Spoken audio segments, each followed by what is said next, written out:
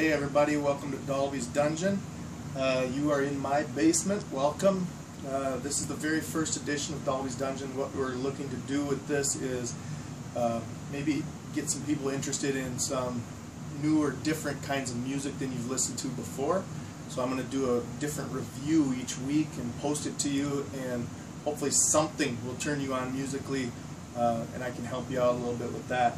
My name is Lance Dalbey, and sitting on my lap this evening is Bootsy Collins Dalbey, my cat, and one of my very, very best friends and music critics. Nice butt, Booty. Tonight, for our very first edition of Dalbey's Dungeon, I'm going to talk to you about an album by an artist named Jason Isbell. The album is called Something More Than Free. It came out in July, just a month ago or so. And if you don't know who Jason Isbell is, he's a guitar player, singer, songwriter. Came from the band the Drive-By Truckers, where he defected in the year 2007, left the band to pursue a solo career. This is now his third solo album, his fourth album in all that he's put out since then. And I guess I can just tell you a little bit about the record. As far as what he sounds like, to call him country would not be a far stretch, I guess, but I'd hate to label him in with today's country music artists. The watered down country music that you hear today is nothing like what you get from Jason Isbell. Jason Isbell is stripped down, he's got country influences, but he's got a great, pure country kind of sound to it. None of this pop country crap that you see or hear on the radio all the time. Jason Isbell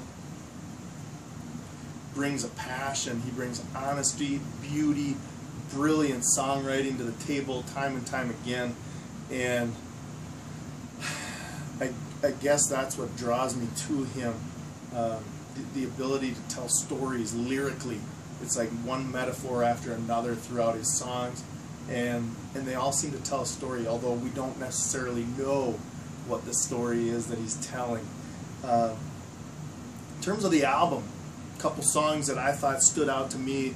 The opening track of the album is called If It Takes a Lifetime. Kind of reminds me of the song Games People Play by Joe South, 1969. If you know the song, I thought I'd heard this before, and then it just clicked that it kind of reminded me of this Games People Play song. Got a really catchy melody, touches on like technology, believe it or not. Here I am with a camera in my face. Touches on loneliness, it touches on his most recent, or him dealing with sobriety, alcohol, his battle with the bottle. Awesome, beautiful song to kick off the album. There is a song called How to Forget, which I think is extremely haunting, kind of a heartbreaking song. It's got some great lyrically I think it's one of the best songs in the album, talking about a relationship breaking up and kind of this round circular feeling that I get when I listen to the song. But lyrically speaking, he's got a line in there that says, past a scary movie, and he says he watched it and fell asleep, and now he's dreaming up the creatures from the deep. It's just an awesome line. It just kills me when I hear it. Great tune.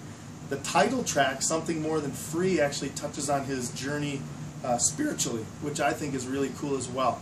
Again, the honesty that he brings, and the passion that he brings, and the experience that he brings into these songs lyrically blows my mind. He's just a gifted musician. The very last track on the album is called To a Band That I Loved, and I can only guess that this is, it actually reads like a diary entry. But I can only guess it's about the Drive-By Truckers and the members of the Drive-By Truckers that he was close to and his friends.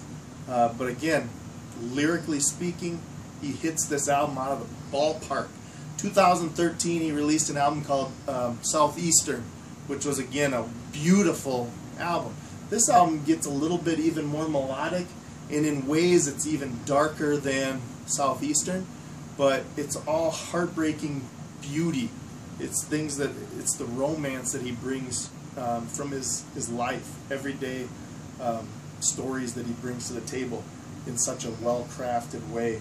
I definitely recommend you pick up Something More Than Free by Jason Isbell. I would not be here talking to you right now if I didn't believe in this record and think that you would probably fall in love with it just like I did in 3 weeks.